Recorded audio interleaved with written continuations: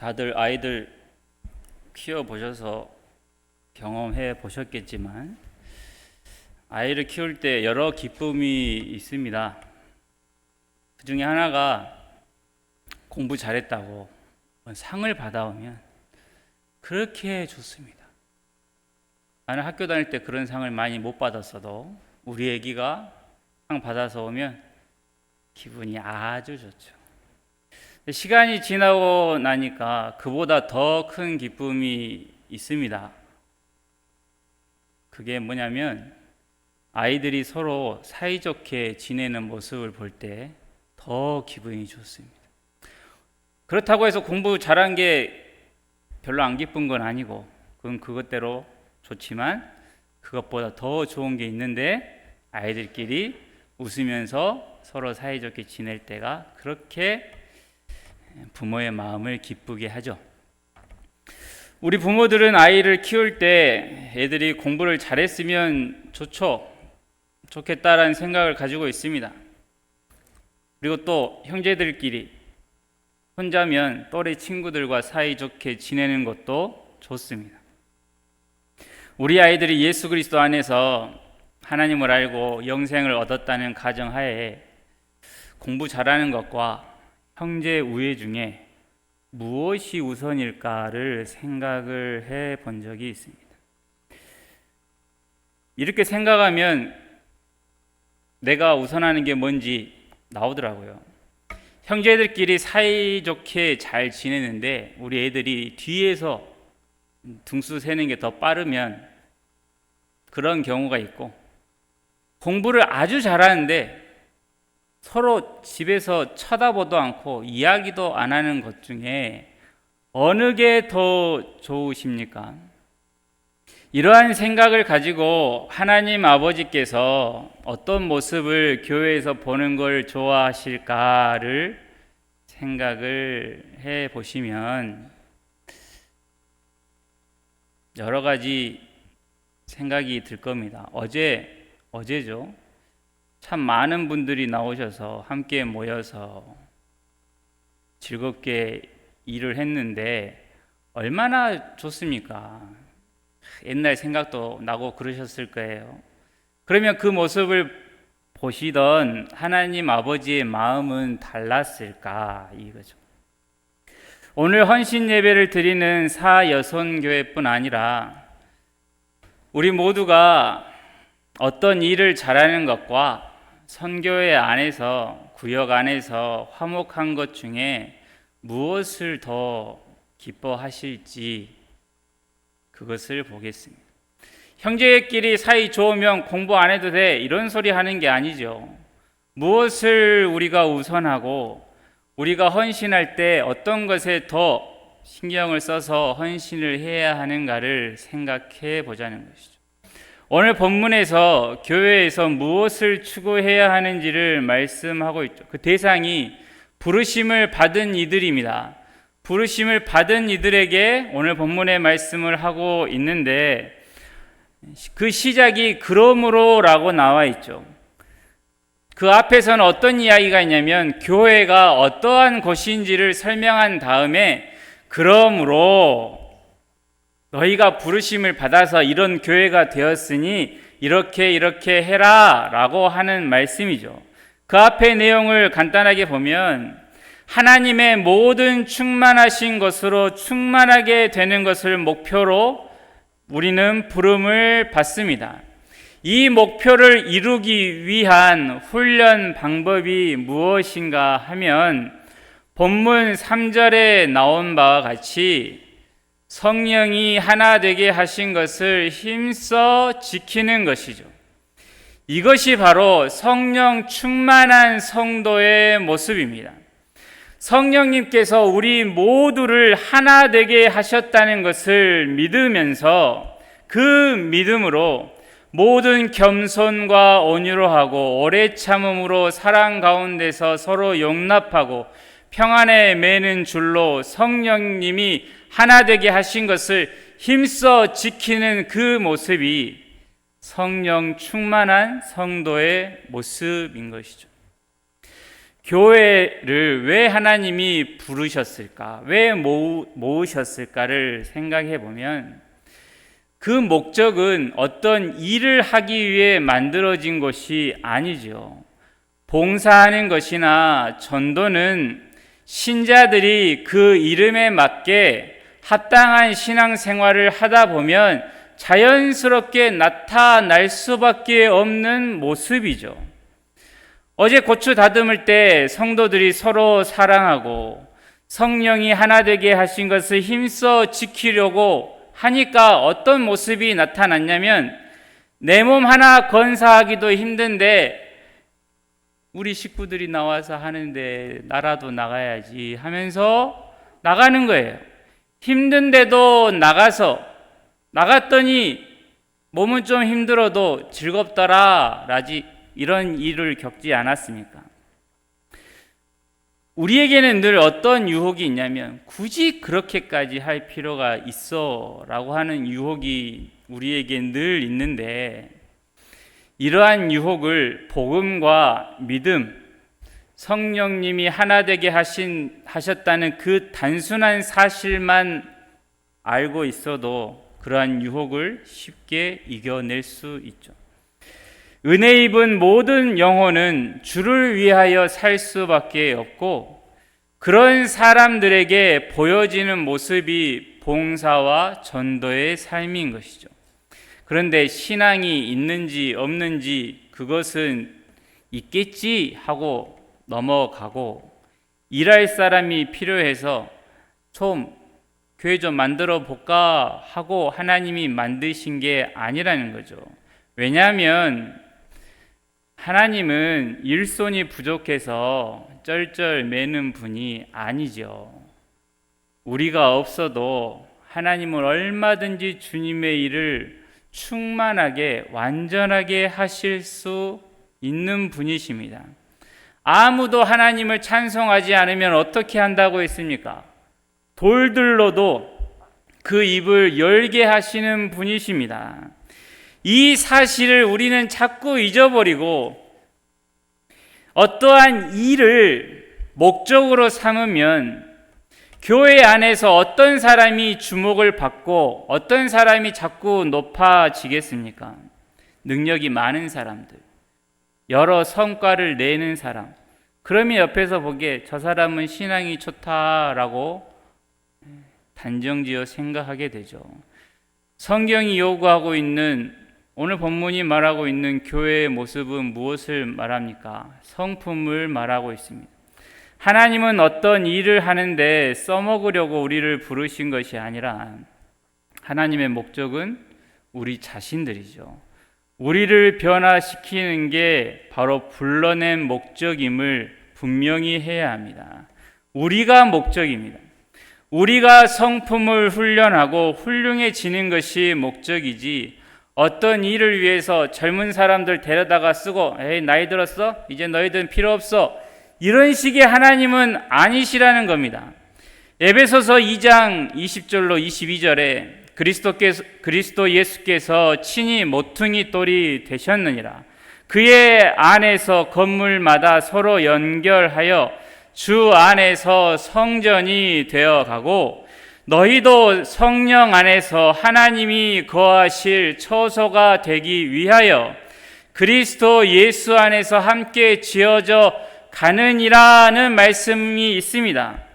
이 말씀을 잘 보십시오. 하나님이 우리를 부르셔서 성전 짓는 일꾼으로 부르셨다는 게 아닙니다.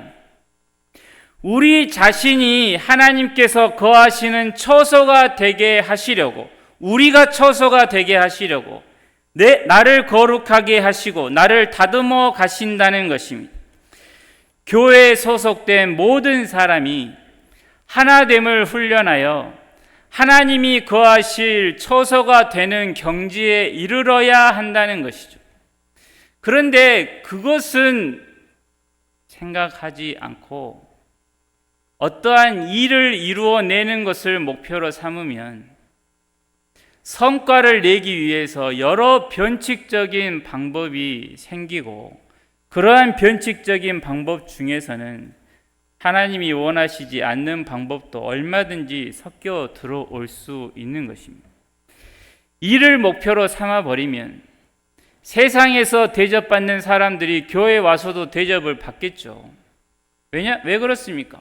일을 하려면 돈이 있으면 일이 훨씬 수월해지니 돈이 있어야 장을 맡기고 돈이 있어야 그 장이 여러 임원들, 사람들도 대접을 하고 행사 치르기 위해서 찬조도 필요하니 그 돈 있는 사람이 장이 되면 찬조도 많이 하지 않겠는가라고 하는 것이죠.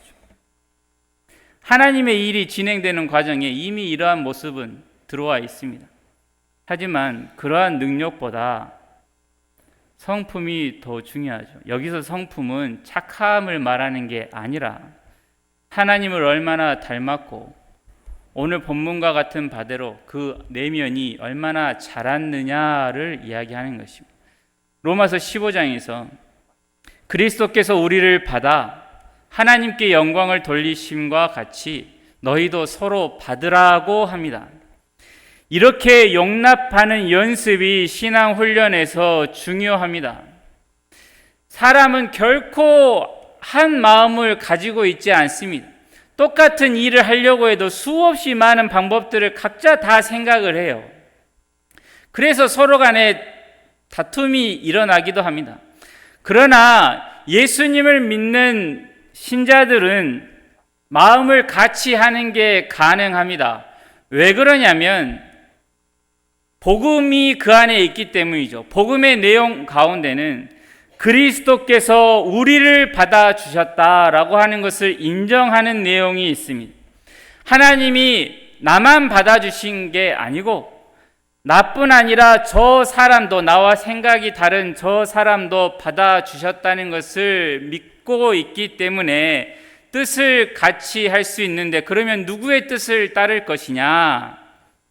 우리를 구원하신 그리스도의 뜻을 따르려고 서로 아멘 하는 것이죠. 예수님이 오히려 자기를 비워 종의 형체를 가지사 사람들과 같이 되셨고 사람의 모양으로 나타나사 자기를 낮추시고 죽기까지 복종하셨으니 곧 십자가에 죽으셨습니다.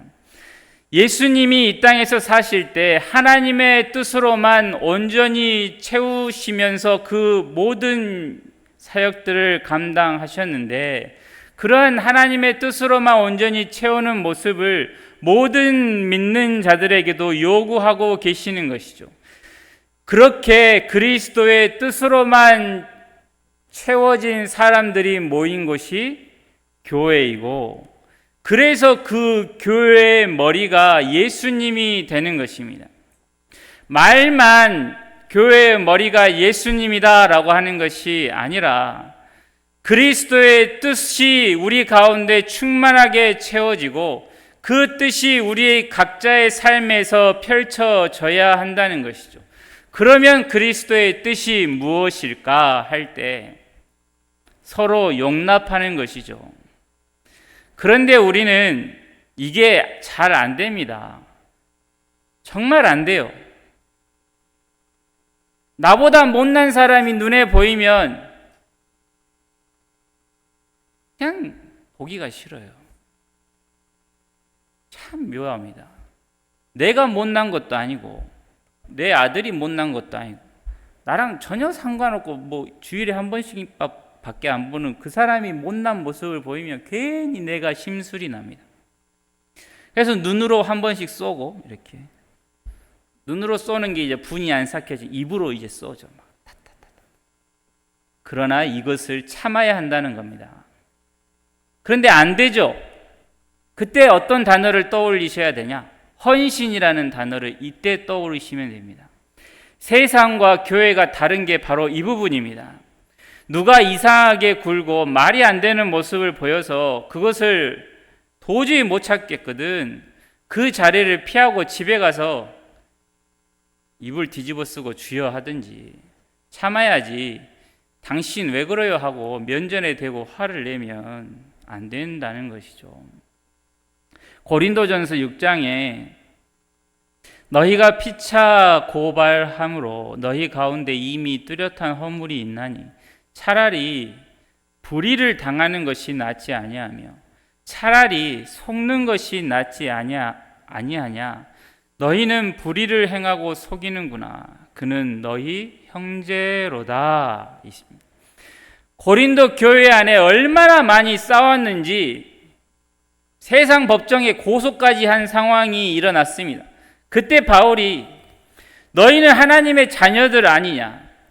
세상은 너희와 다른 족속들이고 다른 가치관으로 다른 생각을 가지고 있는 사람들인데 어떻게 너희들끼리의 싸움을 세상 법정에 가서 판단을 받으려고 하느냐. 차라리 속고 당하는 게 낫지 않느냐. 너희는 어떤 일이 있어도 서로가 깨질 수 없는 그리스도의 피로 하나가 된 사이인데 어떻게 너희들끼리 시시비비를 가린다고 서로 깨버리는 그런 일을 하느냐. 그것만은 하지 말아라 라는 말씀이죠. 고린도전서 8장에 우상 제물에 관한 말이 나옵니다. 우상은 원래 없죠. 있지도 않고 그냥 나무고 돌이죠. 믿는 사람들 편에서 보면 하나님 외에는 어떤 신도 없습니다. 신도 아니고 자기들이 만든 나무 토막인데 그 앞에 뒀다고 먹는 게 무슨 잘못이겠습니까? 헌데 바울은 그게 맞아도 그렇게 하는 건 틀릴 수 있다라는 사실을 바울이 이야기하죠. 왜냐하면 믿음이 연약하고 아직 지식이 거기까지 못 간 사람들이 우상 앞에 놓여있던 음식물을 교인들이 먹고 있는 모습을 보면 하나님을 섬기는 사람들이 저렇게 우상 앞에 있는 제물도 먹네? 그럼 우상과 하나님을 같이 모셔도 되는가 보다.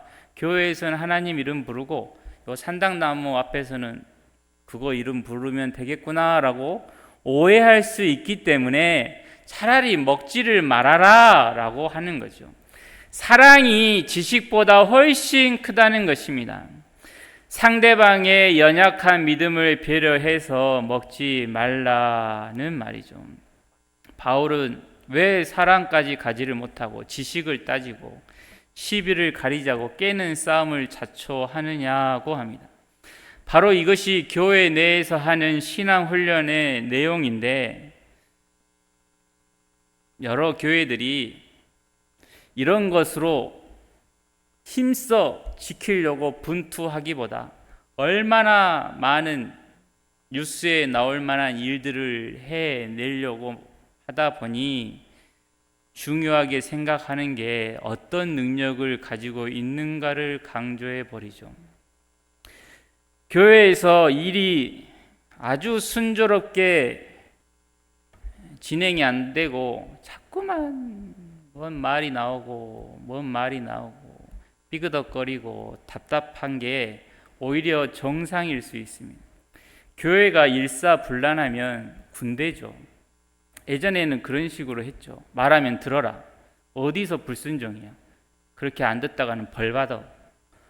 라고 말하는 것은 교회가 아니죠. 교회 안에서는 주를 위하여 서로 참고 느린 사람을 보듬고 가야 하죠. 느린 사람을 보듬고 가는 게 얼마나 힘든지 한 예를 들어드리자면 성경 말씀을 읽거나 쭉 읽거나 사도신경이나 주기도문을 하실 때 그런 경우 있잖아요. 어떤 사람은 엄청 빠르고 어떤 분은 또 느려요. 그러면 느린 사람이 빠른 사람한테 맞춰야 되겠습니까? 빠른 사람이 느린 분들한테 맞춰야 되겠습니까? 느린 쪽으로 맞춰야죠. 느린 쪽. 근데 우리는 다 나 따라와요 하면서 내가 이제 내 속도가 정확해 라고 하면서 이제 나한테 느린 사람 맞추라고 하는데 안 되죠. 이렇듯 느린 사람이랑 같이 가는 게 안 돼요. 힘들어요. 공부 잘하는데 서로 싸우는 자녀와 서로 사이가 좋은데 공부 못하는 아이를 생각해 보십시오.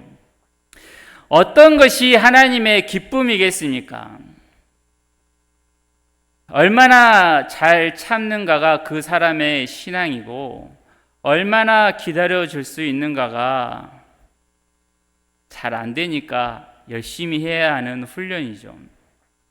그러면 우리는 하나님께 이럴 수 있어요. 하나님, 내가 7번 참았습니다. 더는 힘들어요.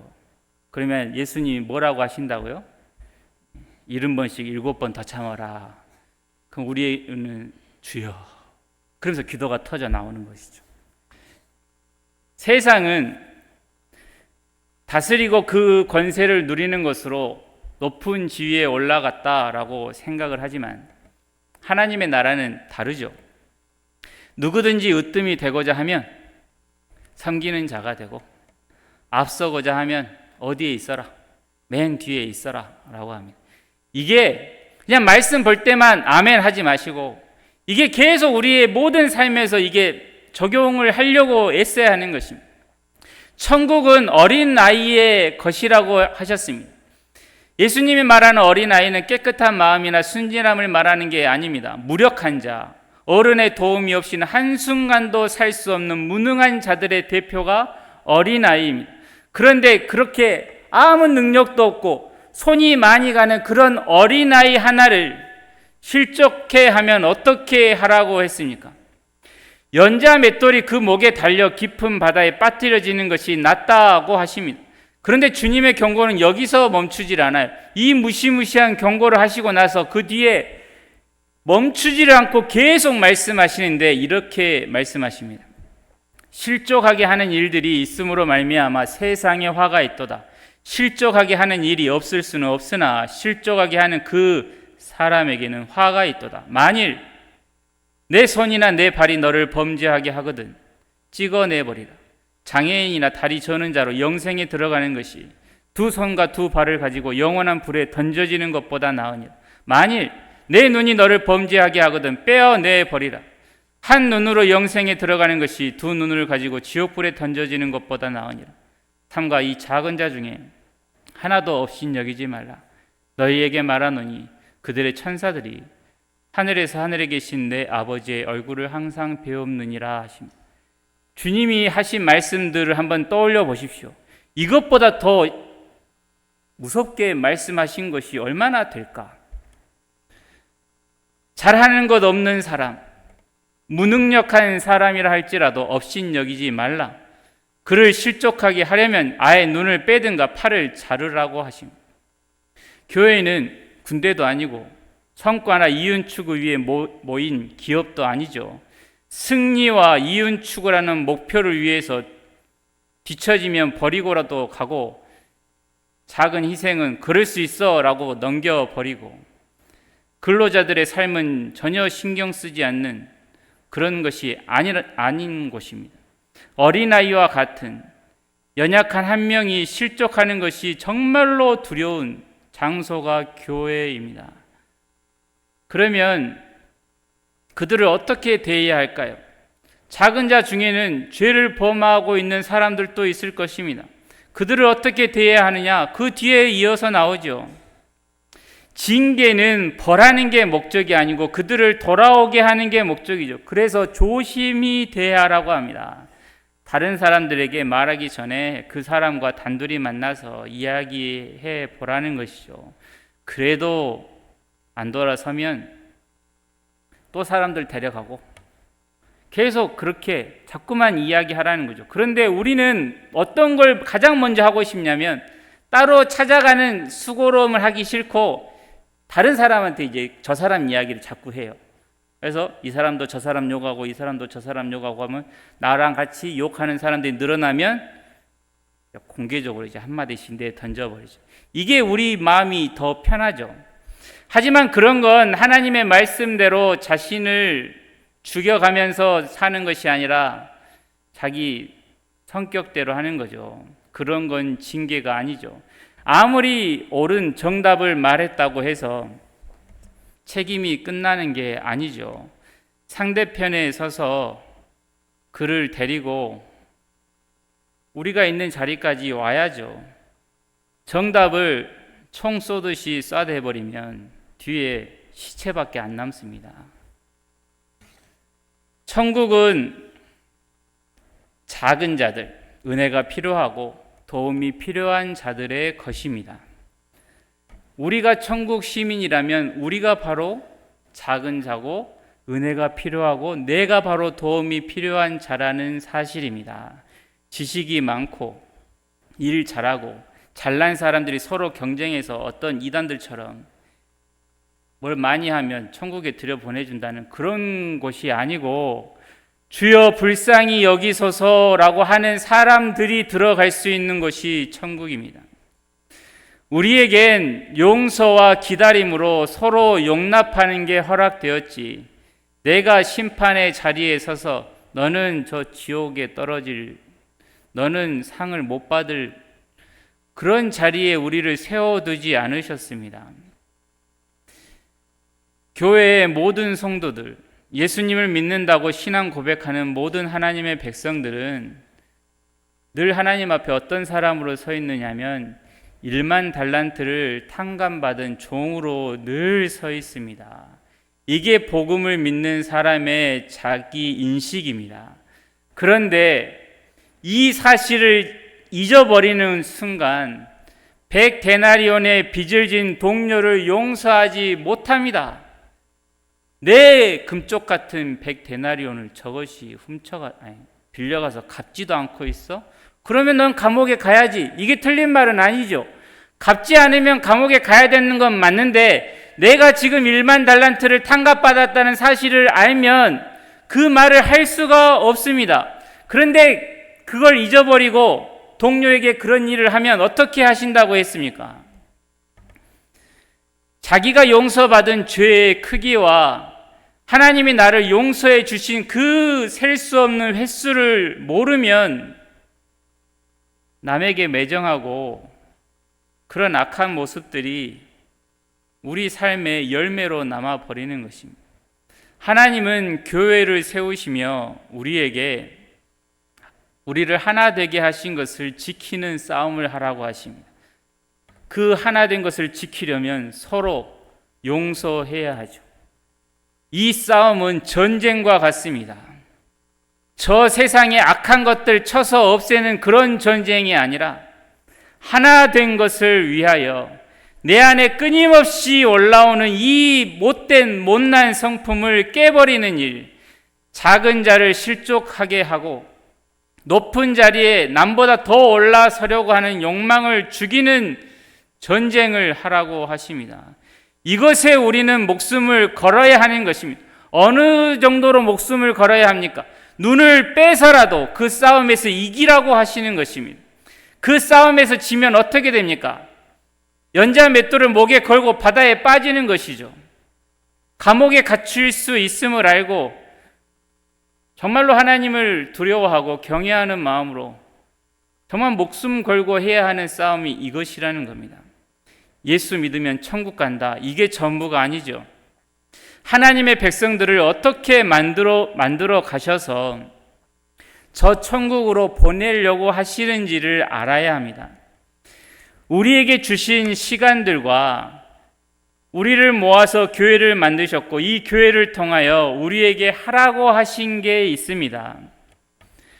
예수님을 믿고 나서 내가 얼마나 변했는가를 보십시오. 내가 무슨 일을 했는가를 보지 말고 내가 얼마나 변해 가고 있는지, 내 안에 바뀐 성품이 있는지, 내가 작은 자를 실족하게 하는 일을 멈추기 위해서 어떤 노력을 했는지, 그 노력으로 나는 지금 충분하다고 생각하고 있는지, 아니면 난 아직도 멀었구나 하며 하나님의 도우심을 계속 구하면서 끝까지 그 싸움을 해 가는지, 하나 된 것을 주님이 그 크신 사랑으로 은혜를 베푸시고 십자가에 지셔서 살려내신 저 영혼과 함께 하기 위해서 나 자신을 죽이는 일을 몇 번 했는지,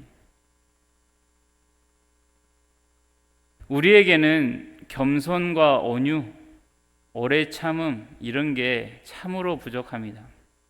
그런데 성경은, 하나님은 믿는 이들에게 그것을 요구하십니다. 너희가 어떤 부르심을 받은지 다시 한번 생각해 봐라. 너희를 위하여 아무런 죄가 없는 내 아들이 십자가에서 온갖 조롱을 받으며 죽었는데 그 죽음으로 말미암아 너희가 얻은 생명이 뭐 하라고 준 생명인지를 생각하라고 하시죠. 주님 앞에 우리가 언젠가 서게 될 것인데 그 날까지 이 훈련과 이 싸움에서 실패하지 않고 실패하면 주님 하면서 주님 손 붙잡고 주님이 주시는 힘으로 다시 일어서서 그 싸움을 해 나가는 저와 여러분이 되기를 바랍니다. 기도하겠습니다. 하나님 아버지